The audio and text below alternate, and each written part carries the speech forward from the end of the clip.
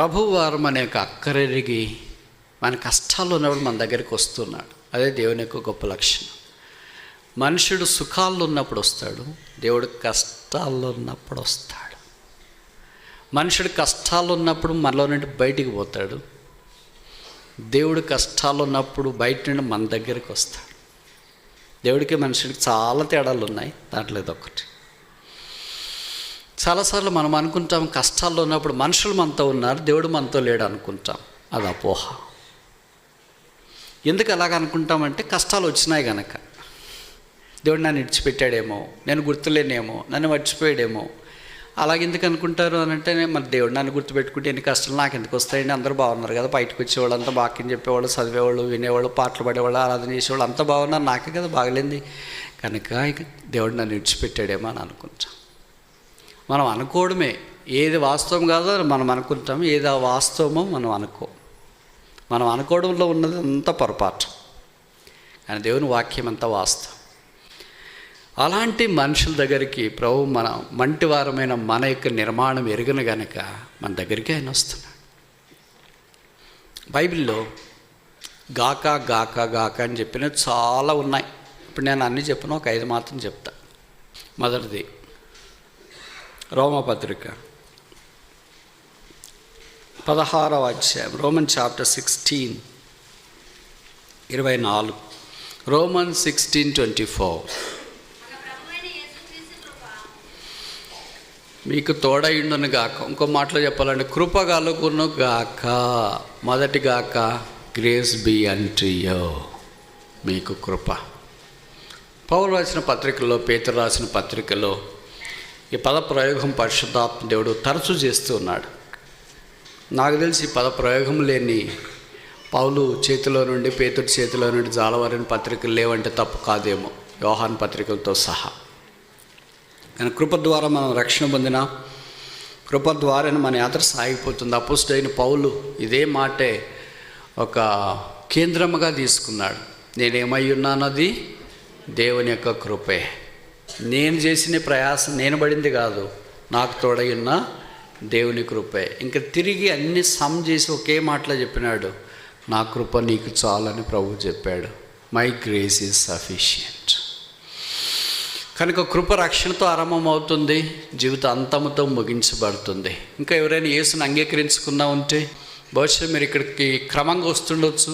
మీ నాన్నగారు అమ్మగారు భక్తిపరులు ఉండొచ్చు, విశ్వాసులు ఉండొచ్చు, పరిచారకులు ఉండొచ్చు, సేవకులు ఉండొచ్చు, బోధకులు ఉండొచ్చు, కాపర్లు ఉండొచ్చు. వారు ఎవరైనా కావచ్చు. వారి రక్షణ నీకు రాదు, వారి ఆత్మీయత నీకు రాదు, వారి విశ్వాసం నీకు రాదు. నీ సంబంధం క్రీస్తు నీదే, అది వ్యక్తిగతమైంది. Salvation is a personal relation. క్రైస్తవ్యం ఒక మతం కాదు, ఒక సంబంధం, దేవుడితో సంబంధం. ఆ సంబంధంలో నీకు ఇంకా రాకపోతే మరలా జ్ఞాపకం చేస్తున్నా, పర్లేదులే అనుకోవద్దు. దేవుడిని ఆయుష్ను పొడిగిస్తున్నాడు, ఆయన్ని అంగీకరించడానికే, ఆయన ఎరగటానికే. ఆయన ఎరగకుండా జీవించగలనంటే జీవించగలవు, జీవిస్తావు కూడా. కానీ వాట్ నెక్స్ట్ ఆఫ్టర్ లైఫ్? జీవితం తర్వాత ఏంటి? ఇంకొక జీవితం ఉంది, మరణం తర్వాత జీవం ఉంది. బైబిల్లో రాయబడింది, దేవుని ఆత్మ దేవుని యొద్దకు పోవును. మరి ఆత్మ పోయిన తర్వాత దాని సంగతి ఏంటి? ఎప్పుడైనా ఆలోచించినావా? నువ్వు శరీరాన్ని, ప్రాణాన్ని గురించి ఆలోచిస్తావు, జంతువుల గురించి ఆలోచిస్తావు. జంతువులకు మానవునుకున్న స్థూలమైన తేడా మీకు తెలుసు కదా. దానికి ఆత్మ లేదు, మనకు ఆత్మ ఉంది. దానికి ప్రాణము శరీరం ఉంది, మనకు ప్రాణము శరీరంతో పాటు ఆత్మ కూడా ఉంది. అందుకే అవి చనిపోయినా, దాన్ని చంపినా, తిన్నా, ఏమైనా మామూలే. బట్ మనిషి అలా కాదు, ఆత్మ దేవుని యుద్ధకు పోతుంది. ఆత్మ దేవుని దగ్గరికి వెళ్ళిన తర్వాత పరలోకమా, నరకమా, పాతాళమా, దేవుని రాజ్యమా, మహిమా రాజ్యమా, బాధకరమైన వేదనకరమైన స్థలమా? అది ఇలాగా చాలా ప్రశాంతంగా ఉంటుందని అనుకోవద్దు, పగలు రాత్రి ఉంటుందని అనుకోవద్దు. నరకమైతే ఎప్పుడు రాత్రే, పరలోకమైతే ఎప్పుడు పగలే. నరకమైతే ఎప్పుడు పని లేదంట, ఆలోచన లేదు, జ్ఞాపక శక్తి లేదు, వేదనకరమైన స్థలం అది. అయితే పరలోకం దేవుని మహిమతో ఉండేది.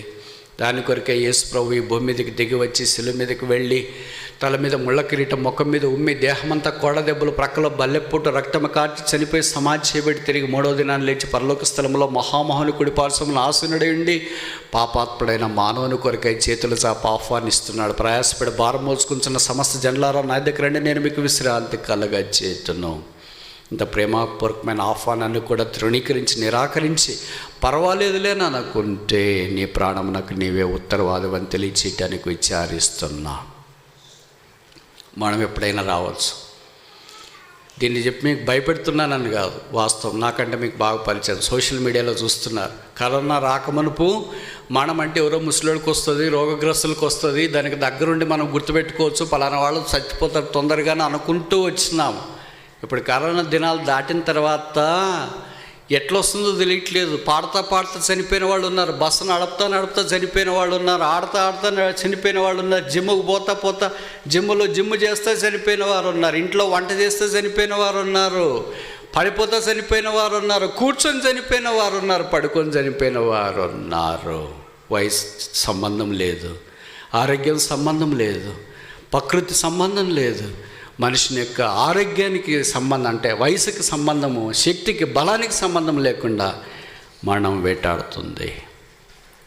మరణం నిశ్చయం గనక ఆ మరణం నిన్ను వశపరచుకోక మునిపే, లోపరుచుకోక మునిపే యేసునందు విశ్వాసం ఉంచి కృప పొంది రక్షణ ఆశీర్వాదం పొంది ఆ కృపను అనుభవించాలని దేవుడు కోరుతున్నాడు. మీకు కృప కలుగును గాక, రక్షణ కలుగును గాక. రక్షణ పొందిన మనము ఆ కృపను అన్వయించుకొని యాత్రా జీవితంలో ముందుకు సాగిపోవాలనే దేవుని యొక్క కోరిక. రక్షణ పొందిన తర్వాత ఇప్పుడు కృప తర్వాత మనము కనికరాన్నే పొందుతున్నాం. నేను ఇందాక చెప్తూ వచ్చినాను కదా, కనికరం కృపకు వ్యతిరేకంగా మనకు అర్థమవుతుంది. అంటే అర్థం ఏంటంటే నెగిటివ్ సెన్స్లో కాదు, పాజిటివ్ సెన్స్లో. మనం కనికరం అంటే శిక్షించబడవలసిన వారము. అయితే యేసునందు విశ్వాసం ఉంచిన కాలం చేత ఆ శిక్ష నుండి తప్పించి క్షమాభిక్ష పొందిన వారమై క్రీస్తు యేసునందు ఉన్నారు కనుక ఏ శిక్షా విధి లేకుండా ఇప్పుడు దేవుడు మనలను తన కనికరం కొరకే పాత్రలుగా చేసిన. ఇప్పుడు కనికరం పొందిన తర్వాత ఏం జరుగుతుంది? అసలు కనికరం పొందకపోతే ఏంటి సమస్య? కృప పొందాం కదా, why should we have a mercy of God? ఎందుకు కనికరం పొందాలా? శిక్ష వస్తుందనా? మనందరికీ పరిచయం అయిన మాట, కనికరం లేకపోతే మనం ఈ పని చేయలేం, ఈ పని చేయకపోతే క్రైస్తవం కాదు. ఏం చెప్పని? Hebrew 4:16, Hebrew 4:16, Hebrew chapter 4:16. చాలు. ఏమంట? గనుక మనము కనికరింపబడి. ఆ కనికరం లేకపోతే మనం ఏం చేయలేము. ఆ తర్వాత పని, ప్రార్థన చేయలేము, కృపాసనము నొద్దకు చేరలేము, సిలువ నొద్దకు చేరాము కృప కొరకు. ఇప్పుడు కనికరించబడి ఎక్కడికి చేరుతున్నాము? కృపాసనం నొద్దకు చేరుతున్నాము. కనుక సిలువ దగ్గరికి కృపాసనం దగ్గరికి మధ్యలో ఏమొస్తుంది? కృప ఆరంభం అవుతుంది.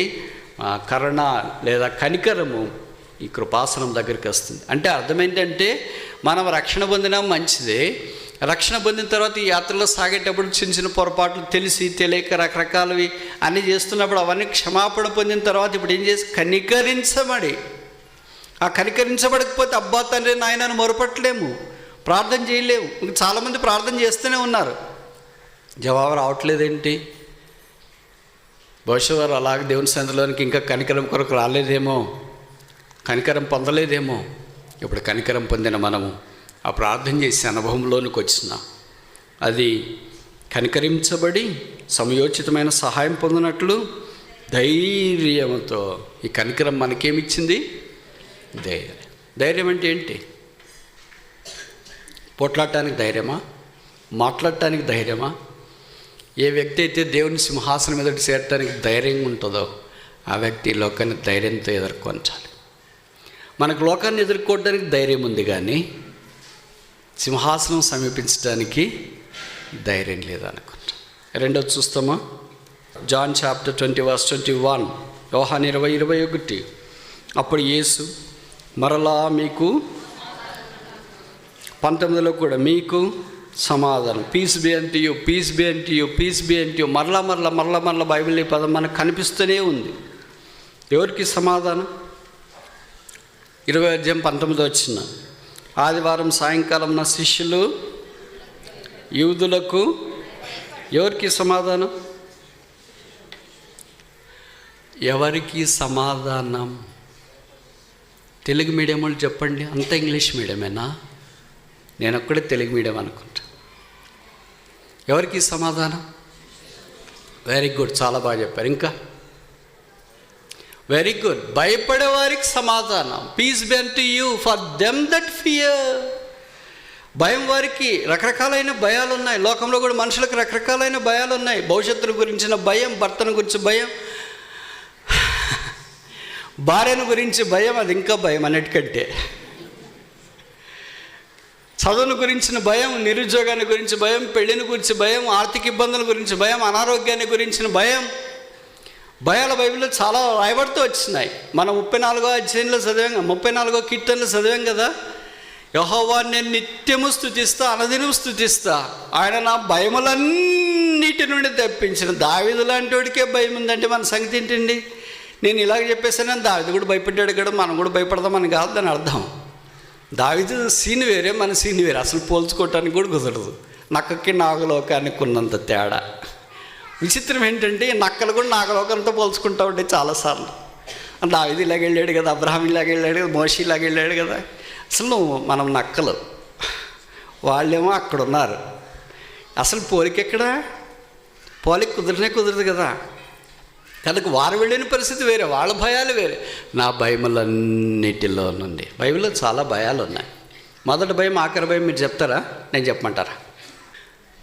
ఇవన్నీ మీకు తెలిసింటే అనుకుంటున్నాను. నేను ఒక దగ్గర అన్నీ ఏరుకొని ఉన్నా, మీకు ఏరుకోవటానికి టైం లేదు. మొదట దావీదే అన్నాడు, నా శత్రు భయం నుండి నన్ను తప్పించు. ఫియర్ ఆఫ్ ఎనిమీ, శత్రు భయం నుండి తప్పించినాడు. అది మొదటి భయం. సాతాను మన శత్రువు. ఆయనకైతే సౌలు శత్రువు, లేదా ఆయన కుమారుడైన వ్యక్తి ఆయనకు శత్రువు కావాల్సి. కానీ ఇక్కడ మన దగ్గరికి వచ్చేటప్పటికే సాతానుడు, శరీరము, లోకం, ఇవన్నీ మన శత్రువు. అక్కడ ఆరంభించబడుతుంది భయం. అలాగే కొనసాగి చివరి దాకా వస్తుంది. చివరి భయం చెప్పేయండి. ఎంత బాగా మీకు వాక్యం తెలుసు, మళ్ళీ నేనెందుకు ఇంక రావాలా? హెబ్రీ పత్రిక 2వ అధ్యాయంలో ఉంది, అటువలే ఆయన కూడా మాన భయము గల వారిని విడిపించుటి కొరకే రక్త మాంసములలో పాలివాడాయను. ఆఖరి భయం మనుషునికి ఏంటంటే మరణ భయం. బయటికి చెప్తాడు కానీ అసలు నాకు భయమే లేదు మరణం అంటే. ఎప్పుడన్నా దాని బ్రదర్ రెడీ అంటే తలుపులు వేస్తున్నాయి, అయ్యో నేను చచ్చిపోతే భార్య ఎట్లా, పిల్లలు ఎట్లా బతుకుతారు ఏమో, లోకం ఏది లేదు వాళ్ళకి. ఇదంతా ఏమంటే మనం భయపడుతున్నాం కనుక వాళ్ళని కూడా భయపెట్టిస్తున్నాం అనుకుంటా. అంతేనా? మనిషికి చివరికి అక్కడికి వచ్చేది ఏంటంటే మరణ భయం. ఈ మధ్యలో చాలా భయాలు ఉంటాయి. శిష్యులకు కూడా భయాలు వచ్చినాయి. భయం లేని మనిషి ఉండకపోవచ్చు. అంటే ఒక్కొరికి ఒక్కో రకమైన భయాలు ఉంటాయి. చీకటి అంటే కొంతమందికి భయం, బల్లె భయం అంటే భయం, బుద్ధింకంటే భయం, కరెంట్ అంటే భయం, లైట్ అంటే భయం, నీళ్ళంటే భయం, సైతాన్ అంటే భయం, దయ్యం అంటే భయం, మనుషులంటే భయం, స్త్రీలంటే భయం, పురుషులంటే భయం, రకరకాల భయాలు ఉన్నాయి. అయితే ప్రభుకు స్తోత్రాలు. ఈ భయములన్నిటి నుండి విడిపించుట కొరకు ఆయన అన్నాడు, పీస్ బి అన్టు యూ, మీకు సమాధానం కలుగును గాక. మీకు తెలుసు కదా క్రిస్మస్ వర్తమానం, మీకు తెలుసు కదా పునరుత్థాన వర్తమానం, మీకు తెలుసు కదా రూపాంతర వర్తమానం. ఒక్క మాటలో చెప్పేయండి. క్రిస్మస్ వర్తమానం లూకా 2:10, భయపడకుడి, ఫియర్ నాట్, ఇదిగో ప్రజలందరికీ కలుగబో మహా సంతోషకరమైన సువర్తమానం నేను మీకు తెలియజేస్తున్నాను. దావీదు పట్టణం అంతా నేను రక్షకుడు మీ కొరకు పుట్టినాడు, ఈయన ప్రభువైన క్రీస్తు. దానికి ఇదేమీ కానువాలు, ఒక శిశువు పొత్తిగుడ్డలతో చుట్టబడి పశువుల తొట్లో పరండు పెట్టబడి ఉండటం మీరు చూచేదారు. ఏంటి క్రిస్మస్ వర్తమానం? భయపడకుడి, ఫియర్ నాట్. ఇప్పుడు రూపాంతరకొండ వర్తమానం ఏంటి? మత్తయి సువార్త 17వ అధ్యాయము, భయపడకుడి, ఫియర్ నాట్. ఇప్పుడు పునరుత్థానం యొక్క వర్తమానం మత్తయి సువార్త 20వ అధ్యాయము, భయపడకుడి, is not here, is risen. భయపడకుడి, ఆయన ఇక్కడ లేడు, ఆయన లేచి ఉన్నాడు. కానీ యేసుప్రభు పుట్టింది ఎందుకు? భయం తీసేయటానికి. యేసుప్రభు రూపాంతరం పొందింది ఎందుకు? భయం తీసేయటానికి. యేసుప్రభు సమాధిలో నుండి లేచింది ఎందుకు? భయం తీసేయటానికి. యేసుప్రభు రాబోతున్నది ఎందుకు? భయం తీసివేయటానికి. యేసుప్రభు మనల్ని ఇక్కడి నుండి తీసుకెళ్లేది ఎందుకు? భయం తీసివేయటానికి. మనం ఇక భయం నుండి తప్పించుట కొరకాయ. యేసుప్రభు వల్లే ఇంకెవరి భయాన్ని తీసివేస్తారు. మనం చాలాసార్లు చెప్తాం, భయపడద్దు, నేను పక్కన ఉన్నానుగా. నీకు కూడా భయం ఉందని వాళ్ళకి తెలుసు, అందుకనే వాళ్ళు భయపడుతున్నారు. బహుశా భర్త భార్యకి, భార్య భర్తకి ధైర్యం ఇచ్చుకోవచ్చు. తల్లిదండ్రులు పిల్లలకి, పిల్లలు తల్లిదండ్రులకి, ఇరుగు పొరుగు సేవకులు, బోధకులు, కాపులు భయపడద్దండి కదా, పర్లేదు, మేము మీ కొరకు ప్రార్థన చేస్తాం అక్క, భయపడద్దండి, పర్లేదు, మీ కొరకు ప్రార్థన చేస్తాం. ఇవన్నీ భౌతికంగా వచ్చే ఆదరణకరమైన, ప్రోత్సాహకరమైన మాటలే. కానీ పైనుండి వచ్చిన మాట, క్రిస్మస్ వర్తమానం పైనుండి వచ్చింది అదే. రూపాంతరకొండ వర్తమానం మత్తయి 17 పైనుండి వచ్చింది అదే. అలాగే యేసుప్రభు వారు తిరిగి లేచిన తర్వాత పైనుండి వచ్చిన వర్తమానం అదే. ఇదేనా మనకు కూడా ఇవ్వబడుతున్న వర్తమానం అదే. యేసుప్రభు వారు లేచిన తర్వాత మీకు తెలుసు కదా, భయపడకడనే మాట మొదట రాయబడింది ఎక్కడ? ఆదికాండం 15వ మొదటి వచనం. ఈ సంగతులు జరిగిన తర్వాత యెహోవా అబ్రాహామునకు ప్రత్యక్షమై, అబ్రామా, ఈ పాట ఉందనుకుంటే మీకు వచ్చో రాదో నాకు తెలియదు. కృపాతిశయములు ఓ నా యెహోవా అబ్రహామునకు ప్రత్యక్షమే, అబ్రమా భయపడవలదు. దేవుడు అబ్రహాముతో మాట్లాడినాడు. దేవుడు ఆదాము దగ్గరికి వెళ్ళి, ఆదామా భయపడొద్దని చెప్పలే, హనకు భయపడొద్దని చెప్పలే, నో భయపడొద్దని చెప్పలే. దేవుడు లోతు భయపడొద్దని చెప్పలే, ఎందుకంటే ఆయనకి చెప్పాల్సిన పని లేదు. దేవుడు అబ్రహాము దగ్గరికి వచ్చి చెప్పాడు, అబ్రహామా, విశ్వాసులకు తండ్రి లాంటి భయం ఏంటండి? అదేనండి క్రైస్తవం అంటే. బయట ఉన్నట్లే ఉంటారు, పైన ఉన్నట్లే ఉంటారు, కానీ లోపలేముంది? భయం ఉంది. అందుకే దేవుడు ఇస్సాకు దగ్గరికి వచ్చిన, యాకోబు దగ్గరికి వచ్చిన, మోషే దగ్గరికి వచ్చిన, మోషేతో కూడా భయపడికి, యెహోషువ భయపడకుడి, నేను మోషేకి తోడైనట్లు నీకు. సూర్యుని ఆపినోనికి భయం ఏంటండి చెప్పండి మీరు? సూర్యుని ఇట్టు కూడా చూడలేమే, మనం లైట్లో చూడలేము. సూర్యుడా ఆగు అని చెప్పిన వాడికి భయం ఏంటి? చంద్రుడా ఆగు అని చెప్పిన వానికి భయం ఏంటి? అలాంటి వాళ్ళే బైబిల్లో నా భయపడినట్లు వాక్యం ద్వారా మనం చూస్తున్నాం. శిష్యులు భూమిని తలకిందులుగా చేసే వాళ్ళకు కూడా భయం ఉంది. ఇవన్నీ పరిస్థితుల్లో ప్రభు మనకిచ్చే వర్తమానం ఏంటి? మీకు సమాధానము కలుగునుగాక. నేను మనం కొత్త నిబంధనలు తెచ్చిన, ప్రభు బల దగ్గరికి మనం తెచ్చిన, ఎన్నో భయాల చేత, ఇబ్బందుల చేత బహుశా ఇక్కడికి వచ్చి కూర్చున్నారేమో. యేసు ప్రభు శిష్యులతో పాటు కొంతమంది స్త్రీలు ఉన్నారు. వీళ్ళు మైనార్టీ, చాలా తక్కువ మంది ఉన్నారు కదా. మిగతా వాళ్ళంతా ఏమైపోయారు? వాళ్ళ దాన్ని వాళ్ళు వెళ్ళిపోయారు. రొట్టెలు తిన్నవాళ్ళు వేల మంది ఏమైపోయారు? వాళ్ళ దాన్ని వాళ్ళు వెళ్ళిపోయారు. స్వస్థత పొందిన వాళ్ళు ఏమైపోయారు? వాళ్ళ దాన్ని వాళ్ళు వెళ్ళిపోయారు. కానీ కొంతమంది స్త్రీలు, 20వ అధ్యాయంలో చెప్పబడింది, ఆదివారం తెల్లవారుచుండగా కొందరు స్త్రీలు సుగంధ ద్రవ్యములన్నీ సిద్ధం చేసుకొని తెల్లవారుదామని ఎక్కడికి వెళ్ళారంట? సమాధి దగ్గర. ఇప్పుడు నేను ఒక ప్రశ్న అడుగుతాను, నేరుగా సూటికి చెప్పండి సిస్టర్స్. ఉదయాన్న తెల్లవారుదామున షాపింగ్కి కాకుండా, మీ పుట్టింటికి కాకుండా సమాధి తోటకి పోగలమనే వాళ్ళు చేయొద్దండి.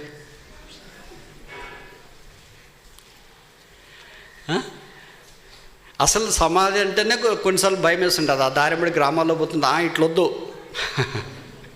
అది చెప్తా ఉంటావు. భర్త తీసుకెళ్తున్నా, కొడుకులు తీసుకెళ్తున్నా, ఇట్లొద్దురా, ఎప్పుడు ఇట్టెందుకు తీసుకెళ్తావు? ఏం కాదులేమ్మా, నేనున్నా కదండి. కాదురా, ఇక్కడ అంతా సమాధులు ఉన్నాయి, ఏం కాదు, ఏ దయ్యం వస్తుంది, మనమే దయ్యాల మాదిరి ఉంటే.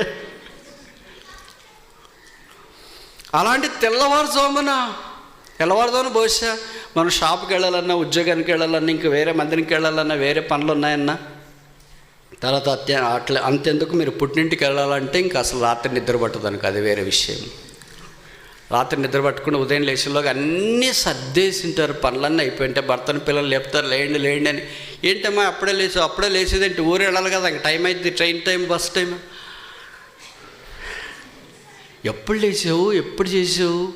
వాళ్ళు ఎవరో చిన్న కొడుకు ఉంటాడు, నిద్రపోలేదు డాడీ మమ్మీ. ఏం చేసింది? పనంతా చేసింది. ఎందుకని? పుట్టినిల్లు అంటే సంబరం, నిద్ర పట్టట్లేదు. అమ్మని చూడాలా, నాన్నని చూడాలి. బహుశా ఇంటికంటే సామాన్యంగా ఉండొచ్చు, ఇంట్లోనే ఏసీ, అదేంటి అవసరమైన ఫ్రిడ్జ్, డబుల్ డెక్కర్ అన్నీ బహుశా ఇక్కడ ఉండొచ్చు. వాళ్ళ ఊరు చాలా చిన్నదే ఉండొచ్చు, పాకే ఉండొచ్చు, సామాన్యమైనదే ఉండొచ్చు. కానీ జనని జన్మభూమిచ్చ స్వర్గాదిపి గరీయసి, అక్కడికి వెళ్ళాలంటే అంత ఇష్టం కదా, అంత రెడీ అయిపోయి అంతమంది వెళ్తాం. అదే అక్కడికి కాకుండా భర్త చెప్పినాడు అనుకో, మా ఊరికి వెళ్ళాలమ్మాయి, రెడీగా ఉండాలి. మీకు అప్పుడెట్లా తెలిసిందని అవుతున్నారు? రోజు ప్రాక్టికల్స్ కదా.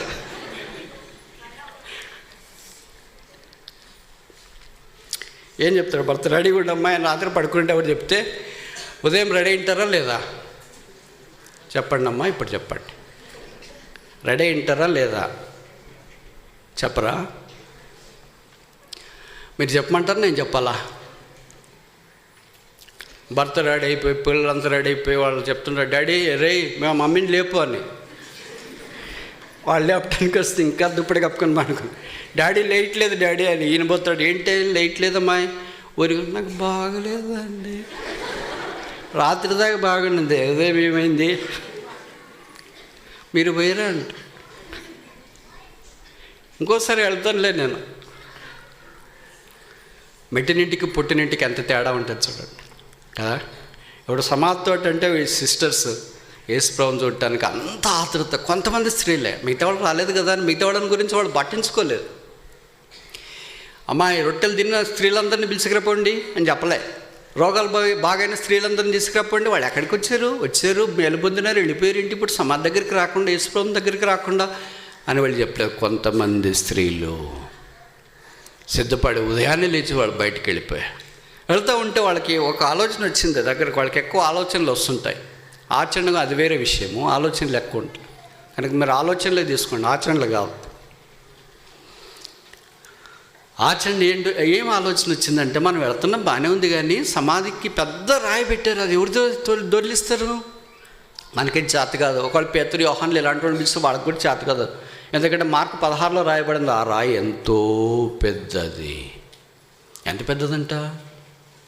యోహాను 3:16, దేవుడు లోకమును ఎంత ప్రేమించినాడు, అంత పెద్దదా?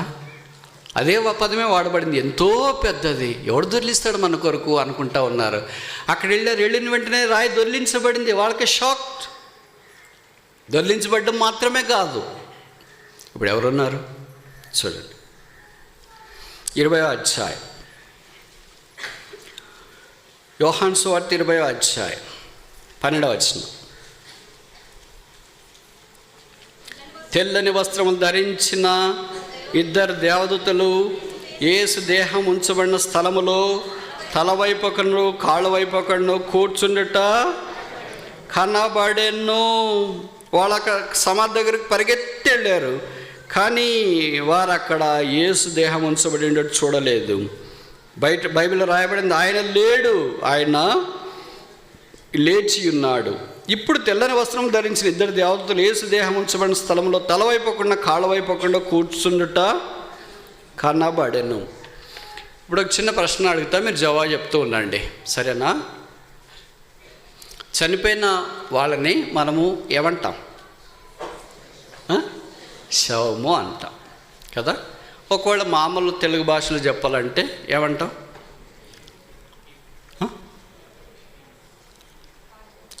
దీనికే దేహానికి ఒక పదం కలపండి, మృతదేహము అంటాం.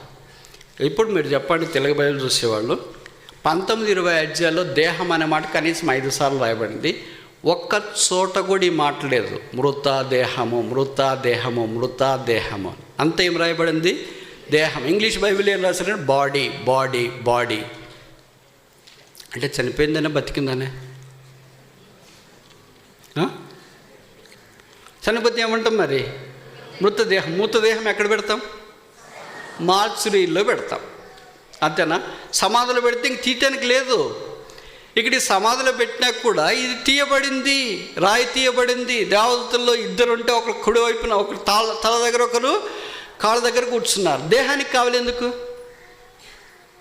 ఏమ్మా కాటికి కాపర్లా ఎందుకు కూర్చున్నారు మరి?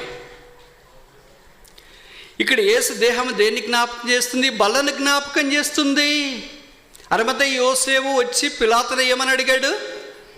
ఆ శవం ఇమ్మని అడగలేదు, యేసు దేహము తనకిమ్మనెను. యేసు ప్రభువా రొట్టెను పైకెత్తుకొని, దిస్ ఈజ్ మై బాడీ, ఇది నా దేహము, శరీరము, బాడీ. కనుక ఈ దేహము శరీరం ఏం జ్ఞాపకం చేస్తుంది అంటే యేసుప్రభు సంఘాన్ని జ్ఞాపకం చేస్తుంది. సంఘాన్ని ఎవరు గార్డు చేస్తున్నారు? దేవదూతలు గార్డు చేస్తున్నారు. తల వైపున ఒకరు, కాళ్ళ వైపున ఒకరంటే అర్థమేంటి?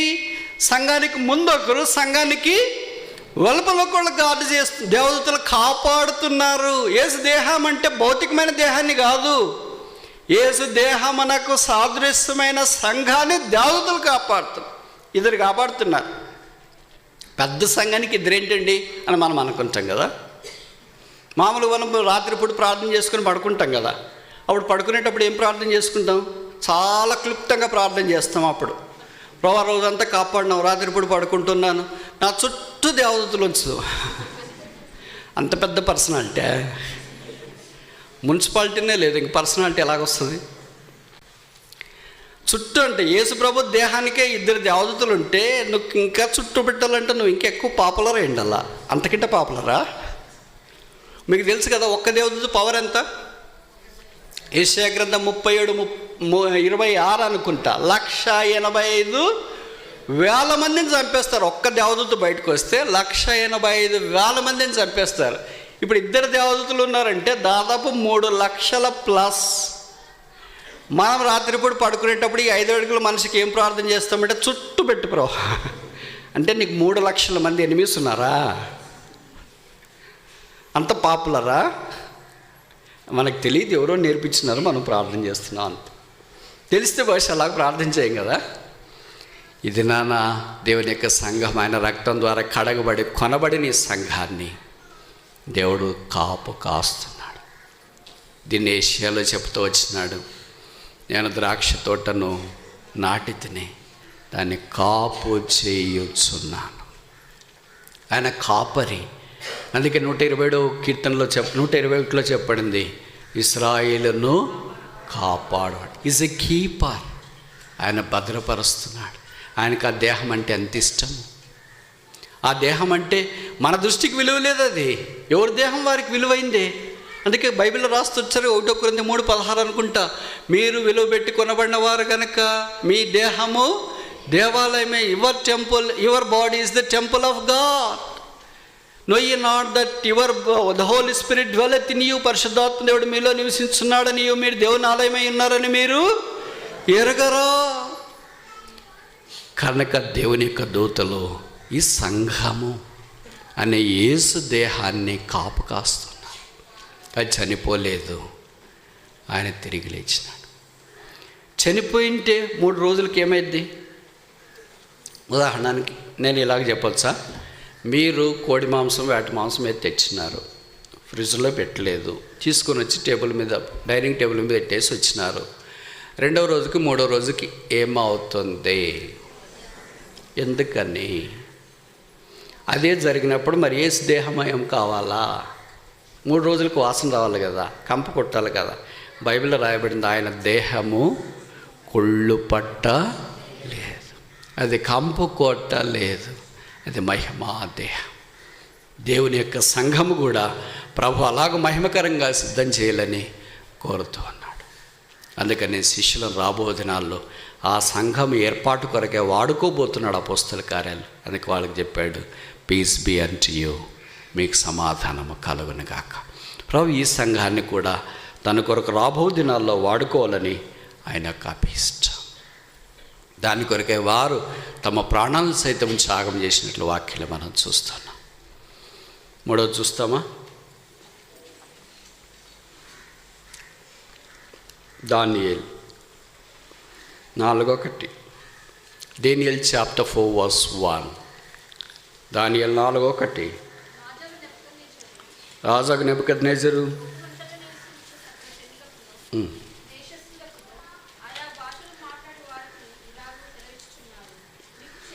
చాలు, ఏం కలగల గాక. రాజు నెబుకద్నెజరు. ఇప్పుడు మీరు అడగొచ్చు, బ్రదర్ ఈ వాక్యం నాకు ప్రామిస్గా వచ్చింది ఈ సంవత్సరము, ఇది వాడుకోవచ్చా? ఎందుకంటే రాజు నెబుకద్నెజరు చెప్పినాడు కదా అని. రాజు నెబుకద్నెజరు చెప్పినా, సౌలు చెప్పినా, యోబు స్నేహితులు చెప్పినా అది వాగ్దానమే. చాలామంది ఏమనుకుంటారంటే సమూయేలు చెప్పాను, లేదా యేసుప్రభు చెప్పాను, దేవదూతలు చెప్పాను, అవే వాగ్దానాలు, మిగతా వాళ్ళు చెప్పింది వాగ్దానాలు కాదు అని. నెబుకద్నెజర్ చెప్పింది వాగ్దానమా కాదా? వాగ్దానమే. నీకు క్షేమాభివృద్ధి కలగను కాక కొంతమందికి వచ్చింటుంది. సౌలు కూడా దావీదుని అన్నాడు, నా కుమారుడా నీవు ఘనకార్యములకు పూనుకొని విజయం పొందుదువు గాక. మరి సౌలు వాగ్దానం తీసుకోవాలా లేదా? తీసుకోవాల్సిందే, దేవుని వాక్యం అది. కనుక ఇక్కడ 3వ అధ్యాయంలో మనకు పరిచయం కదా ఏంటంటే, షద్రక్ మెషక్ అబేద్నెగోలు ఉంటే దురాయనే మైదానంలో ఒక పెద్ద విగ్రహం ఏర్పాటు చేసినాడు. అంటే ఇప్పుడు పండగ అప్పుడే వచ్చింది. అర్థమవుతుంది నేను చెప్పిన మాట మీకు? కొంతమందికి అర్థమై ఉంటుంది, కొంతమందికి అర్థం కాదు. అప్పుడే వచ్చింది పండుగ అది. అప్పుడు కూడా ఒక ఆయన ఏర్పాటు చేసినాడు. పాత నిబంధనలో సాతానుడు దేవుని సంఘాన్ని చాలాసార్లు సవాలు విసిరాడు. 2 సార్లు మైదానం మీద సవాలు విసిరాడు. నేను చెప్పే మాటలు అర్థమవుతున్నాయా? దానియేలు 3వ అధ్యాయంలో మైదానం మీద గొప్ప విగ్రహం ఏర్పాటు చేయించినాడు. ఇప్పుడు మొదటిసారి చెప్పండి, ఏదో ఒకటి మీకు తెలుసు. వెరీ గుడ్, నిర్గమకాండం. Thank you, appreciate. ఆదికాండం 11వ అధ్యాయంలో బబులోను ప్రాంతంలో మైదానం దగ్గర ఆకాశమునందు గోపురము కట్టుదము రండి. These are the 2 violent attempts of the devil to kill the house of God and the people of God. దేవుని ప్రజలను పూర్తిగా హరించడానికి సాతాను మైదానంలో వేసిన 2 పెద్ద పన్నాగాలు ఇవి. ఆకాశమునంటే గోపురం, ఎత్తైన విగ్రహం. ఆకాశమునంటే గోపురం ద్వారా కన్ఫ్యూషన్, కలవరం వచ్చింది ప్రజల మధ్యలో. అది మైదానంలోనే ఏర్పాటు చేయబడింది. బబులోను మైదానం అని నాకంటే బాగా తెలుసు మీకు. మైదానాలు బైబిల్లో ఎన్ని ఉన్నాయి? ఒకటన్నా చెప్పండి. కొండలు గుర్తులేదు, మైదానాలు గుర్తులేదు, లోయలు గుర్తులేదు, ఏరులు గుర్తులేదు, పాకలు గుర్తులేదు, సత్రాలు గుర్తులేదు, కట్టడాలు గుర్తులేదు, మందిరాలు గుర్తులేదు. మరి ఏం గుర్తున్నాయి? చేపల రొట్టెలా? కనీసం 5 మైదానాలు ఉన్నాయి బైబిల్. ఒక్కొక్క మైదానంలో ఒక్కొక్క రకంగా దేవుని ప్రజలైన వారు శోధించబడుతూ వచ్చినారు. ప్రభుకు స్తోత్రాలు. అంత్యం విజయం ప్రభువుదే. ఇక్కడ మొదటి మైదానం 11వ అధ్యాయంలో గోపురం దగ్గర దేవుని ప్రజలు ఓడిపోతున్నట్లు కనిపించినారు, కానీ వారు గెలిచారు. ఇక్కడ దానియేలు 3వ అధ్యాయంలో షద్రక్ మెషక్ అబేద్నెగోలకు ఇలాంటి సంగతి వచ్చింది. నాకంటే ఇది మీకు బాగా తెలుసు. అది కూడా మైదానంలో ఎత్తైన విగ్రహం నిలువబెట్టి దానికి నమస్కారం చేయలేని ఒక గొప్ప ఆజ్ఞ జారీ చేయబడింది. ప్రభుకు స్తోత్రాలు. అక్కడ సాక్ష్యం నిలబడింది. ఇప్పుడు 4వ అధ్యాయంలోకి వచ్చిన తర్వాత రాజే తాకరు జారి మీకు క్షేమాభివృద్ధి అవునుగాక. ఎవరి క్షేమాభివృద్ధి? ఎవరైతే దేవుని ప్రజలుగా ఉండేటి కొరకై సిద్ధపడుతున్నారో, ఎవరైతే మైదానం యొక్క అనుభవంలో నుండి బయటకు వచ్చి కొండ అనుభవంలోనికి వచ్చినారో. మైదానం కావాలని కోరుకునే వాళ్ళు ఎలాగున్నారో మీకు తెలుసు కదా. చాయిస్. ఎవరు కోరుకున్నారు మొదట మైదానం? తెలుసు, మీ అందరికీ తెలుసు, మీరు చెప్పట్లేదు అంతే. లోతు కోరుకున్నాడు. 13వ అధ్యాయం ఆదికాండంలో మనం చూస్తాం కదా, ఎంత చక్కగా ఉంది. యోర్దాను ప్రాంతం అంతా మైదానం బాగుంది కనుక ఇది నాకు కావాలని అనుకున్నాడు. అది బైబిల్లో రాయబడింది. ఆ యెహోవా తోట వలె ఆయనకు ఆ మైదానం కనిపించిందంట. ఆయన కళ్ళు అలాగే పెట్టుకుని ఉన్నాడు. What was a wicked city in the sight of the Lord is a watered garden in the sight of Lord. That is the vision of man. మనుషుని యొక్క దృష్టి ఏంటంటే, దేవుడికి ఏదైతే చెడ్డ పట్టడమో అది దేవుడికి మనిషికి ఎలా కనిపిస్తుంది? నీరు కట్టిన తోట వలె కనిపిస్తుంది. దేవుడికి ఏదైతే నీరు కట్టిన స్థలమో, what is a watered garden in the sight of the Lord is a wicked city in the sight of man. దేవుడికి ఏదైతే చెడ్డ స్థలమో అది మనుషులకి నీరు కట్టిన తోట వలె, మనుషునికి ఏదైతే నీరు కట్టిన తోట వలె కనిపిస్తుందో అది దేవుని దృష్టిలో చెడ్డ పట్టణంగా కనిపిస్తుంది. అందుకనే లోతు మైదానాన్ని కోరుకొని వెళ్ళిపోయాడు 13వ అధ్యాయం. పోనీ అక్కడే ఉన్నాడా? 19వ అధ్యాయంకి వచ్చిన తర్వాత అదే మైదానము, ఈ choice has cursed him and the family. ఈ చాయిస్ హ్యాస్ బ్రాట్ కర్స్. తన యొక్క ఎన్నిక, తన యొక్క జీవితంలో ఈ శాపాన్ని తీసుకొని వచ్చింది. ఇప్పుడు దేవుని దూతలు దిగి వచ్చి బలవంతం లాక్కొని వస్తున్నారు. రా. ఎంత ప్రచండమైన లోకం తెలుసు. 19వ అధ్యాయం నేను చెప్పడానికి ఇష్టపడట్లేదు, మీరే బాగా చదువుకోండి. ఎవరు కూడా అలాగ చేయరు. అలాగ చేయటానికి వాళ్ళు బరిదెగించినారు. అలాంటి బరిదెగించిన పరిస్థితుల్లో దేవుని దూత వారిని దిగి వచ్చి, ఇక్కడ నువ్వు పారిపో, ఈ మైదానం విడిచిపెట్టి, ఇప్పటికైనా విడిచిపెట్టి ఈ మైదానం. ప్రాణం మీదకి వచ్చినా కానీ మైదానం మీద మనసు పోలేదు. This is the sad picture of a believer today. ఏదైనా విశ్వాసం ఇదే. ప్రాణం మీదకి వచ్చింది, కూతురు బంకం అయిపోయారు, భార్య ఉప్పు స్తంభం అయిపోయింది, ఇంకా నీ బంధువులు ఉద్యోగం పోయిపోయింది, ఇల్లు పోయిపోయి, వాకిలు పోయింది, పరివారం పోయినారు, నువ్వు బంధువులు పోయినా, యువరాలలో ఒక్కడే మిగిలిపోయినావు. గోదావరి నది తీరానున్న తాటి చెట్టు వల్లే. ఇప్పుడన్నా మారొచ్చుగా. తాటి చెట్టు ఇట్లే ఉన్నా పర్వాలేదు బ్రదర్, మారను. మైదానం విడిచి పారిపో, పర్వతం దగ్గరికి వెళ్ళని దేవుడు పదే పదే హెచ్చరిస్తూ ఉంటే లోతు చెప్పిన ఆ మాట ఏంటంటే, కాదు ప్రభువా, నాట్ సో లార్డ్. లోతు భాష ఏంటంటే నాట్ సో లార్డ్, అలా కాదు ప్రభువా. అబ్రహాం భాష ఏంటంటే ఆదికాండం 22వ అధ్యాయం, అబ్రహామా చిత్తం ప్రభువా. ఈ రెండు భాషల్లో దేవుడు ఏ భాష ఉంటాడు? మనం ఏ భాష మాట్లాడతాం? ఈ రెండిట్లో మనం ఏ భాష మాట్లాడతాం? క్వశ్చన్ పేపర్ అర్థం కానట్లు చేయొద్దండి మీరు. నాకు తెలుసు మీకు బాగా అర్థమైంది. కాకపోతే మీరు జవాబు చెప్పట్లో ఫీల్ అయిపోతున్నారు. మీరు చెప్తారా, నేను చెప్పాలా? ఈ రెండు భాషల్లో ఏ భాష మాట్లాడతాం మనము? బ్రదర్స్ చెప్పండి, తర్వాత సిస్టర్స్ చెప్పండి. Very good. లోతు భాష. మీరు? అబ్రహాం భాష. రెండు కలుపుతాం. మామూలుగా మనమైతే ఆదివారం అబ్రహాం భాష, సోమవారం నుండి శనివారం దాకా లోతు భాష. మళ్ళీ వస్తే అది, ఎందుకంటే మల్టీ లాంగ్వేజ్, బైలింగ్వల్. రెండు భాషలు వస్తే బతుకుతాం. ఆదివారం భాష ఆదివారము, సోమవారం నుండి శనివారం భాష శనివారం. ఇప్పుడు ఇంకో ప్రశ్న అడిగిన, అబ్రహాం వల్లే బైబిల్లో అలా ఎస్ లార్డ్, చిత్తం ప్రభు అన్నోళ్ళు ఎంతమంది? లోతు భాష మాట్లాడిన వాళ్ళు అలాగో కాదు ప్రభువా, నాట్ సో లార్డ్ అనేవాళ్ళు ఎంతమంది? పోనీ మన టైప్ ఎంతమంది? నేను చెప్పే మాటలు అర్థమవుతున్నాయా? కొన్ని చోట్ల నన్ను అంటారు, బ్రదర్ మీరు చాలా వెటకారంగా మాట్లాడతారండి అందరినీ. ఎవరిని వెటకారంగా మాట్లాడి, నేను అక్కడి నుండి ఇక్కడికి వచ్చిన.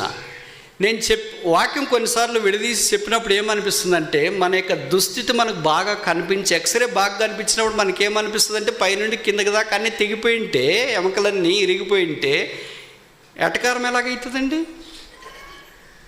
దాన్ని తప్పించుకోవటానికి మనం ఏమంటాం? ఎటకారం అంటాం. పైనుండి కింద దాకా అంతా ఇరిగిపోయింది, అరికాలం మొదలుకొని అన్నింత దాకా కొంచెమైనను స్వస్థత లేదు. వాక్యం వెలుగు మన దగ్గరికి వచ్చినప్పుడు మనం పైనుండి కిందాక చూసుకుంటే ఇప్పుడు దాకా ఏమో అని అనుకున్నాం, కానీ తిరిగి తెలియని పదార్థం ఏంటంటే ఏమీ లేదు మన దగ్గర అని మనకు అర్థమవుతుంది. అనుకున్నప్పుడు ఏమనుంటే మనల్ని మనం సమర్థించుకోవాలి, కనుక వెటకారంగా మాట్లాడుతున్నాడు అని కాదండి. ఇది వాక్యం. ప్రభు మనం అబ్రహాం వలె ఉండాలని కోరుతున్నాడు. అబ్రహాం మైదానం మీద విజయం పొందినాడు, అందుకే కొండ మీదకి వెళ్ళాడు. A person who is on the mountain top can only say here I yam.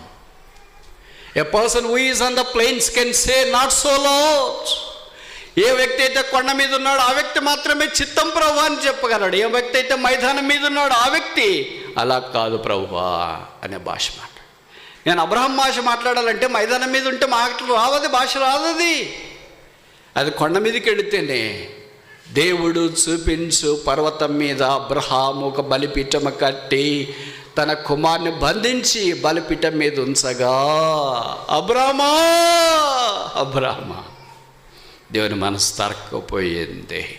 దేవుడు మనల్ని చూస్తే ఆయన మనసు తరక్కపోతుందా? ఎంత త్యాగం, ఎంత సమర్పణ. అప్పుడు మాత్రమే మనసు వస్తుంది. చిత్తం ప్రభువా. దేవుడు లోతు నీ కుమారులు నాకు ఇవ్వు బలి అని కోరలేదు, నీ భార్యను బలి ఇవ్వని కోరలేదు, నువ్వు నాకు బలి కావాలని కోరలేదు, నీ కుటుంబం బలి కావాలని కోరలేదు. ఇక్కడి నుండి పారిపో అన్నాడు. Is it easy task or a small task? అబ్రహామునైతే నీ ఏకైక కుమారుని నాకు బలి అన్నాడు. Is it a simple task or a sublime task? ఈ రెండు పనులు ఎవరి పని గొప్పది? పారిపోయే పని లోతుది గొప్పదా? కుమారుని బలి కొండ మీద ఇచ్చేది అబ్రహాం పని గొప్పదా? అబ్రహాముది అసలు ఊహకన్నది. ఏ తల్లి ఏ తండ్రి కూడా ఆ పని చేయలేడు. ఒక అబ్రహాం మాత్రమే ఆ పని చేయగలడు. మిగతా ఏ తల్లిదండ్రులకు అంత ధైర్యం రాదు, అంత దాకా వెళ్ళలేరు. లోతుకి చెప్పింది చిన్న పనే, ఇక్కడ నుండి నువ్వు పారిపో, చేయలేకపోయాడు. ఇదన్నా దేవుడు మనకు కూడా అబ్రహాములాగే చెప్పట్లేదేమో, చిన్నవే చెప్తున్నాడేమో, అది కూడా చేయలేకపోతున్నాము. ఎవరైతే అబ్రహాం వల్లే ముందుకెళ్తున్నారో దేవుడు అలాంటి వారిని ఆశీర్వదించాలని కోరుతాను. మీకు తెలుసు కదా, మన భారతదేశాన్ని బాగా ప్రభావితం చేసిన క్రీస్తు వైపు 3 సిక్కులు పంజాబ్ నుండి వచ్చినారు. దాంట్లో ఒక ఆయన పేరు కర్తార్ సింగ్, రెండో ఆయన పేరు సాధు సుందర్ సింగ్, మూడో ఆయన పేరు భగత్ సింగ్ గారు. మీకు తెలుసు. నేను అందరి గురించి ఇప్పుడు చెప్పలేనున్న సమయాన్ని బట్టి సాధు సుందర్ సింగ్ గారిని గురించి ఒకే విషయం చెప్పి ముగించడానికి ప్రయత్నం చేస్తాను. 16 సంవత్సరాలప్పుడు సత్యాన్వేషణ వైపు మొగ్గు చూపి దేవుడెవరు దేవుడెవరు దేవుడెవరు అని తెలుస్తుంటే ఆయన చదువుకున్న దినాల్లో ఎవరు ఆయనకు బైబిల్ ఇచ్చినారు. అది ఆయన చదువుకోకుండా ఇంట్లో తెచ్చిపెట్టుకొని ఉన్నాడు. పంజాబ్ దేశంలో పంజాబ్ రాష్ట్రంలో ఎక్కువ చలి ఉంటుంది. ఓ దినాన ఉదయకాలను లేచి బయట చలిమంట కాసుకుందామని ప్రయత్నం చేస్తే అక్కడ కట్టెలు అవి కనిపించలేదు. ఆయనకి ఒక ఆలోచన వచ్చింది. ఆలోచన ఏంటంటే, ఇంట్లో బైబిల్ ఉంది కదా, తీసుకుని వచ్చి ఆ పేజీలు గాలిస్తే కొద్దిసేపు చలిమంట వస్తుందని ఇంట్లోకి వెళ్ళాడు. బైబిల్ తెచ్చి ఒక్కొక్క పేజ్ జించి చలిమంట కాసుకున్నాడు. అంతలో ఉదయం అయిపోయింది, సూర్యోదయం కావాల్సింది. బైబిల్ అట్టాలు మాత్రం మిగిలినాయి, పేజీలు అన్నీ అయిపోయినాయి. ఈరోజు బాగా గడిచిందని అనుకున్నాడు. కానీ హృదయం భారమైపోయింది. దేవుడు ఎవరో తెలుసుకోవాలని ఆశ కలిగింది. ఆ తర్వాత దేవుడి కొరకు జిజ్ఞాస పెరిగి, ఎవరు నువ్వు నిజమైన దేవుడు నాకు కనపడు, లేకపోతే నేను చనిపోతా అని ఇంటికి అల్లంత దూరాన్ని రైల్వే ట్రాక్ దగ్గరికి వెళ్ళి నిలబడినప్పుడు, ఆ రైలు రాబోతుంది, ఇక నేను ఆత్మహత్య చేసుకుంటానంటే ఒక శిలువ రూపాన ఆ రైల్వే ట్రాక్ మీద ఆయన చూశాడు. అది యేసుప్రభు అని గుర్తించినాడు. తన పాపంలో ఒప్పుకున్నాడు, జీవితం మార్చబడింది. ఇంటికి వచ్చినాడు. ఏ అట్టలుది ఉంచి బైబిల్ జించేసినాడు, దాని గురించి పరితపించినాడు. తల్లిదండ్రులకి వెళ్ళి చెప్పాడు, నేను యేసును నమ్ముకున్నాను, ఆయనే దేవుడని నాకు అర్థమైపోయింది, నేను ఆయన కొరకు జీవిస్తా. మీకు తెలుసు అనుకుంటా, పంజాబ్ రాష్ట్రంలో 5 నదులు ప్రవహిస్తాయి. సారవంతమైన రాష్ట్రం, గోధుమలు ఎక్కువ పండిస్తారు. వీరు చాలా ధనవంతులు. వాళ్ళ నాన్నగారు ఆయన పేరు సుందర్ సింగ్ మొదట, తర్వాత సాధు అని పేరు పెట్టారు. అది బిరుదు ఆయనకి మాత్రమే దక్కింది, మనకి ఎవరికి దక్కదు. మళ్ళీ ఎవరైనా సాధు అంటారు. సాధు అబ్రహాం, సాధు ఐజక్, సాధు ఇజ్రాయెల్, సాధు ఎస్తేర్, సాధు గ్రేస్, సాధు మర్సి. మనం వేరే పేరు పెట్టుకోవాలి. ఆయన అంత దీనుడికి, అంత సాధువు. బైబిల్లో రాయబడింది, మీరు సాధులై ఉందుడి అంటే అంత బీ దట్ హంబల్. వాళ్ళ నాన్న దగ్గరికి వచ్చి చెప్తే వాళ్ళ నాన్న అన్నాడంట, సరే నువ్వు యేసుని నమ్ముకున్నావు, అయితే అది రహస్యంగా ఉంచుకో, యేసుప్రభుని బయటికి చెప్తే ఇంట్లో నుండి పంపించేస్తాను. ఆయన అన్నాడంటే, యేసుప్రభుని గురించి నేను బయటికి చెప్పకుండా ఉండలేను. అప్పుడైతే నా ఆస్తి కూడా నీకు ఇవ్వను, వెళ్ళిపో. మామూలుగా కొంతమంది సాక్ష్యం చెప్పేటప్పుడు చెప్తారు కదా, దేవుడు నన్ను పిలిచిన తర్వాత ఇంట్లో నుండి బయటకు వచ్చిన కట్టబట్టలతో బయటకు వచ్చినా అని. కట్టబట్టలతో బయటకు వచ్చిన దానికంటే ఇంకా గొప్పలు ఉన్నారు. వాళ్ళ నాన్నగారు చెప్పారంట, కట్టబట్టలు కూడా ఇంట్లో వదిలేసి దిగంబరిగళ్ళో. వాళ్ళకి అల్లంత దూరాన్ని పొలాలు ఉన్నాయి. పొలం ఒక చివర మేర అంటారు కదా, మీరు మేర దగ్గర నిలబడి చూస్తే అవతల మేర కనపడదంట. అంత సువిశాలమైన ఎకరాలు అన్ని రకరకాల తోటలు, గోధుమలు, తర్వాత తమలపాకు, ఇలాగ అన్నీ రకరకాలుగా వేసింటారు.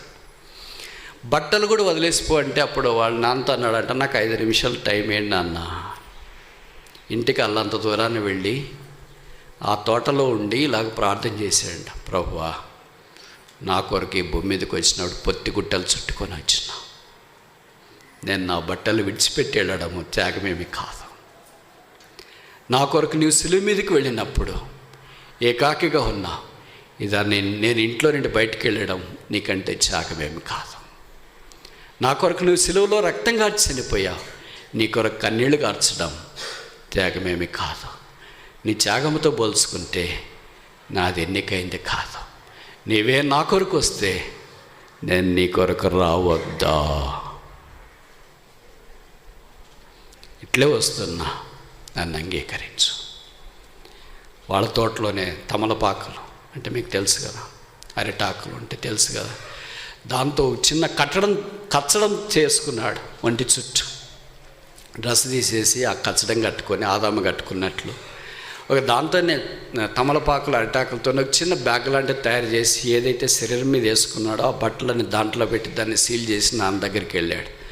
నాన్న అనుకున్నాడు, వాడు వెళ్ళాడు, ఆస్తి వాడిని పట్టేస్తుంది, యేసుప్రభు కంటే ఆస్తి కొరకు వాడు నిలబడతాడు, మనసు మార్చుకొని వస్తాడు అనుకుంటే చూచి కుమారుని కిన్నడైపోయాడు.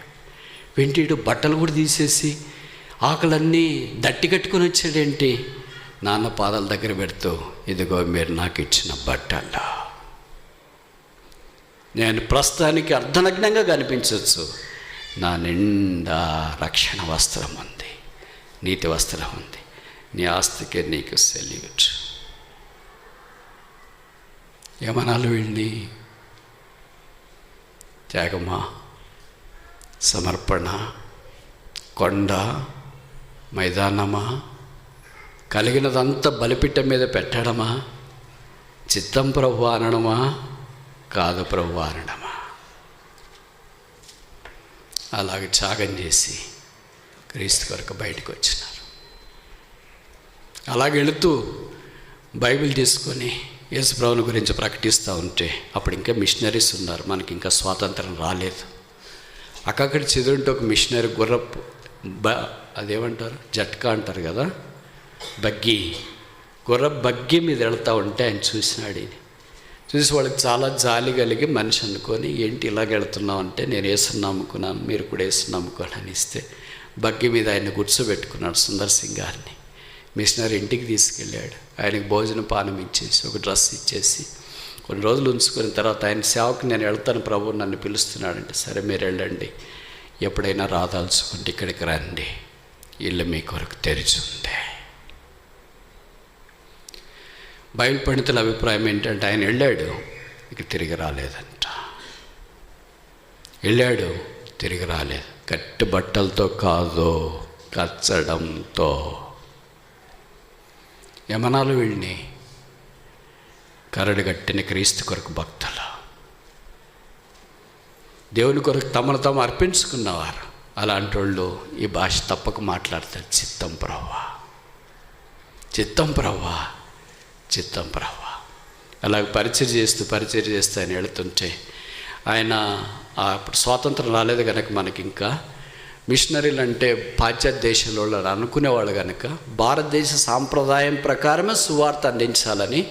భారతదేశంలో భక్తి అంటే ఏంటి? కాషాయ వస్త్రాలు ధరించడం, గడ్డం పెంచుకోవడం, చెప్పులు లేకుండా కాళ్ళు తిరగడం, ఇదే భక్తి అంటే సాంప్రదాయం కనుక ఆయన కూడా కాళ్ళకి చెప్పులు లేకుండా గడ్డం పెంచుకొని వస్త్రాలన్నీ తీసి కాషాయ వస్త్రం ధరించుకొని యేసుప్రభుని గురించి బోధిస్తూ ఉంటే సాధు సాధు సాధు సాధు అని నలుగురు అనేటప్పటికీ ఆయనకి సాధు సుందర్ సింగ్ అని పేరు వచ్చింది. నిజంగా ఆయన పేరు సుందర్ సింగ్. అంత సుందరంగా ఉండేవాడు. క్రీస్తు కొరకు ఆయన సాధువుగా మారిపోయాడు. ఉదయాన ఒక గ్రామానికి వెళ్ళి రాత్రి సువార్త ప్రకటించి, రాత్రి అంటే సాయంకాలం పూట అక్కడే పడుకోమన్నారంట. ఎందుకు ఇక్కడే పడుకోవాలి, నేను వేరే గ్రామానికి వెళ్తానంటే, లేదు మా ఊరు కొండకు దగ్గరలో ఉంది, పులులు వచ్చి రాత్రి దాడి చేస్తున్నాయి కనుక ఉదయకాలం మీరు వెళ్ళదురు, ఇక్కడే పడుకొని వెళ్ళండి, పులులు వస్తుంటే మా ఊరికే అన్నారు. సరే ఆయన అక్కడే పడుకోవటానికి ప్రయత్నం చేశాడు. ఎందుకు ఆయనకి రాత్రి నిద్ర పట్టలేదు. ఇంటికి అల్లంత దూరం బయటికి వెళ్ళి ఒక కొండ దగ్గర కూర్చొని అలాగే ప్రార్థన చేస్తున్నాడంట. తెల్లవారుజామున ఏదో అలికిడైందంతా. ఏంటా అలికిడంటే, ఎన్నెల ఆరబోసుకుంది, సూర్యుడు నిద్రిస్తున్నాడు, చంద్రుడు ప్రకాశిస్తున్నాడు, నక్షత్రాలు మెరుస్తున్నాయి, లోకం నిద్రలోకి జారింది, ఇశ్రాయేలును కాపాడువాడు కొనక లేదా. ఈయన మోకాళ్ళ మీద ఉన్నాడు. ఏంటి అలకడని చూస్తే సింహము కనిపిస్తుందంట. అలాగే ఆగిపోయింది. ఏం చేయాలి ఇప్పుడు మరి? మనమైతే ఏమైంటాం? మొదటి పాయింట్, బయటికి పోయి ప్రార్థన చేసినాం అనుకో, అది వేరే. అంత దూరం కూడా పోయినాం అనుకో, అది వేరే.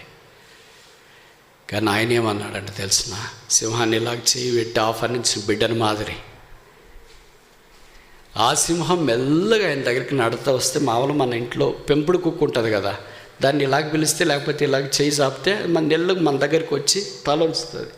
వస్తే ఏమని అర్థము? తల మీద చేయబెట్టి దాన్ని కొద్దిగా నిమరమని అర్థం. అలాగే సింహం వచ్చి తల ఉంచిందంట. వస్తే దాని మీద చేతులు పెట్టి నిమర్తా అలాగే ఉండిపోయాడంట. సింహపు నోళ్లను మూసివేసిన దానియేలు దేవుడు చనిపోలేదు. దానియేలు దేవుడు ఎక్కడా? సింహబోన్లో దానియేలును కాపాడిన దేవుడు ఇంకా ఉన్నాడు. ఆయన శరీరం కుళ్ళు పట్టలేదు. అందుకే ప్రకటన 1:17, 18, 19 ఉంది. ఇదిగో నేను మృతుడినైతిని కానీ యుగాయుగములు లో I am dead but I am alive forevermore. అప్పుడు అలాగే ఉండిపోయిందంట సింహం ఆయన దగ్గరే కూర్చొని. అంటే మిగతా చెడు పురుగులు లేకపోతే ఇంకేంటి ఆయన మీద దాడి చేయకుండా అలాగే ఉండిపోయింది. ఏం ఆశ్చర్యమో కానీ ఆయన ఎలాగ ఉన్నాడు అలాగే ఉన్నాడంట. ఉదయకాలం లేచి పనులకు వెళుతున్న వారు ఆ దృశ్యం చూసి పట్టుకోలేక ఊరూరిని అక్కడికి తీసుకొని వచ్చినారంట. ఆ మనుషుల యొక్క తాకిడి అలికిడి చూసి సింహం అక్కడి నుండి నేరుగా తోక ఊపుతూ ఆయన వైపు చూస్తే వెళ్ళిపోయిందంట. అప్పుడు వచ్చి సాధు సుందర్ సింగ్ గారి కాళ్ళు పట్టుకొని ఆయన పూజ చేయడానికి ఒక దేవుడు అని ఒక పెద్ద విగ్రహం మాదిరి చేసేస్తూ ఉంటే యేసుని గురించి ప్రకటించినారు. ఊరు రక్షణలోనికి వచ్చింది. దైవమా దైవమా దైవమా, ఇది ఏమి త్యాగం, ఇది ఏమి ధైర్యం. 28వ కీర్తన 1వ వచనం, నీతిమంతులు సింహం వలె ధైర్యంగా ఉంటారు. 34వ కీర్తనలో మీరు చదివారు కదా, గుహలో ఉన్న దావీదు ఉదయకాలం మనం చదివా. సింహపు పిల్లలు లేమి గలవాయి ఆకలి కొని నేను ఎందుకు రాశారు? కాంటెస్ట్ ఏంటాడా? అసలు దానికి దీనికి సంబంధం లేదు. అక్కడేమో గుహ ఉంటే ఇక్కడేమో సింహపిల్లలు అంటున్నాయి. ఆ గుహలో ఆయన ఉండి ఈ కీర్తన రాస్తున్నప్పుడు నిత్యము ఎల్లప్పుడూ యెహోవాను నేను సన్నతించేదను, ఆయన కీర్తన నా నోట నుండును, ఆయన భయములన్నీ తీసేసినాడని రాస్తుంటే అది రాత్రిపూట అంట సింహపిల్లలు అని అరుస్తున్నాయంట. అది సింహపిల్లల స్వరమని నీకు తెలుసు, తోడేళ్ళ స్వరం తెలుసు, నక్కల స్వరం తెలుసు, కుందేళ్ళ స్వరం తెలుసు, జింకల స్వరం తెలుసు. దావీదు అరణ్యంలో గుహల్లో ఉన్నాడు కనుక ఏ జంతువు ఎలాగో గ్రాణిస్తుంది లేకపోతే ఎలాగ శబ్దం చేస్తుంది తెలుసు.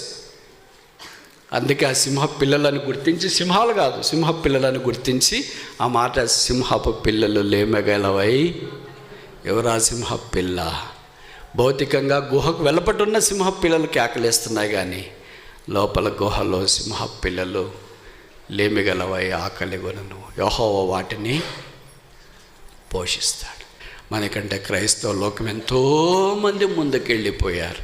శ్రమల ద్వారా, ఇబ్బందుల ద్వారా, కష్టాల ద్వారా మైదానాలు దాటి కొండ మీదకి వచ్చినారు. మన కొరకై యేసు ప్రభు వారు మైదానం దాటి కల్వరి కొండ మీదకి వెళ్ళాడు. మన కొరకై శిలువలో వేలాడదీయబడ్డాడు. ఆయన తల మీద ముళ్ళ కిరీటం, చేతుల్లో మేకులు, దేహమంతా కోడ దెబ్బలు, రక్తం కార్చి చనిపోయి సమాధి తిరిగి 3వ దినాన లేచి పరలోక స్థలంలో మహామోహని చెంత ఆసనుడై ఉన్నాడు. ఇప్పుడు మైదానంలో ఉన్న క్రైస్తవ లోకం విశ్వాసులు కొండ మీదకి రావాలని కోరుతున్నాడు. మైదానంలో ఉంటే లోతు భాష వస్తుంది మనకు. అలా కాదు ప్రభువా, not so lord, not so lord, not so lord. మైదానంలో నుండి ప్రయాణం చేస్తే కొండ మీదకి వెళితే అబ్రహాం భాష, చిత్తము ప్రభువా. సాధు సుందర్ సింగ్ గారు లాంటి భాష, సింహాలను మూసిన నోర్లను మూసిన చేతులు, ఊర్లను క్రీస్తు కొరకే సంపాదించిన నోర్లు, క్రీస్తు కొరకే పాదాల చేత భారతదేశం నలుమూలలా సంచరించిన వారు, రక్త పాదాల చేత, ఖాళీ నిండిన చేతుల చేత, కార్చిన కన్నీరు చేత, క్రీస్తు కొరకై శిథిలమైన శరీరం చేత వారు మహిమలో కనబడినప్పుడు మనకు సిక్కే, మనకు అవమానమే. ఏమీ లేని దినాల్లో, భోజనం కూడా బయటికి వెళ్తే పెట్టేవారు లేని దినాల్లో క్రీస్తు కొరకై వారు త్యాగం చేసుకున్నారు. ఇది మనకు అన్నీ అందుబాటులో ఉన్నాయి. క్రీస్తు కొరకు చిత్తం ప్రభు అనే భాష రాదు. ప్రభు మన దగ్గరికి వస్తున్నాడు.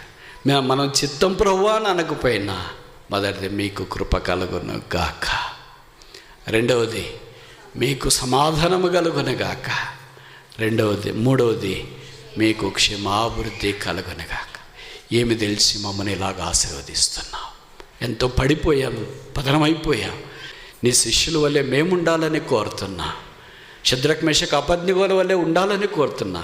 అబ్రహాం వల్లే ఉండాలని కోరుతున్నా. అబ్రహాము దేవుడు ఎక్కడా? దానియేలు దేవుడు ఎక్కడా? శిష్యుల దేవుడు ఎక్కడా? సాధు సుందర్ సింగ్ గారి దేవుడు ఎక్కడా? భగత్ సింగ్ గారి దేవుడు ఎక్కడా? హెబ్రోన్ దేవుడు ఎక్కడా? ఎదుగో నేనున్నా, నీ రక్తం చేత నన్ను కూడా కడిగి నీ కొరకు వాడుకో. చిత్తము ప్రభువా, హియర్ ఐ యామ్ లార్డ్.